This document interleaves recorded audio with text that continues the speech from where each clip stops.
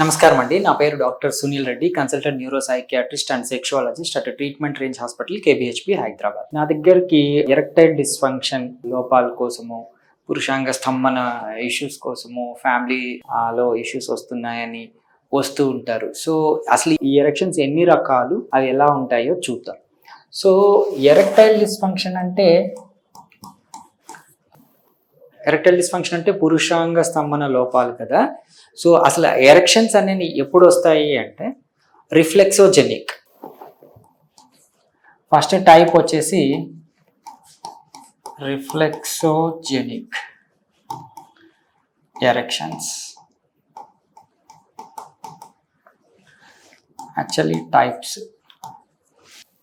So ఈ erections first type ఏంటి అంటే రిఫ్లెక్సోజెనిక్. అంటే మనకు టచ్ చేసినప్పుడు కానీ, పర్సన్ తెలిసినప్పుడు కానీ, మనము ఈ బ్రెయిన్ ఆ సెన్సేషన్ ని గ్రహించి ఒక కాంప్లెక్స్ మెకానిజం ద్వారా, నర్వ్స్ ద్వారా కావచ్చు, హార్మోన్స్ ద్వారా కావచ్చు, అంగంలోని రక్త ప్రసరణని ఇంక్రీజ్ చేసి అంగం స్తంభించేటట్టు, అంగం ఒక ఫర్మ్నెస్ ని వచ్చేటట్టు చేస్తుంది. ఇది రిఫ్లెక్సోజెనిక్ అంటే టచ్ ద్వారా వచ్చేటివి.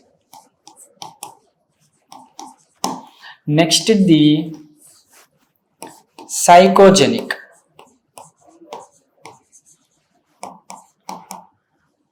Erections.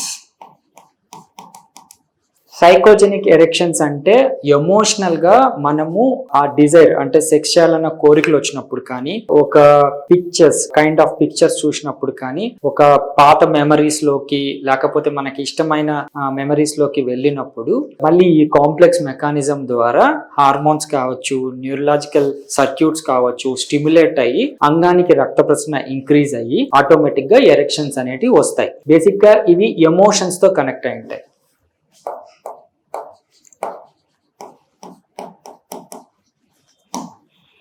So third one nocturnal erections.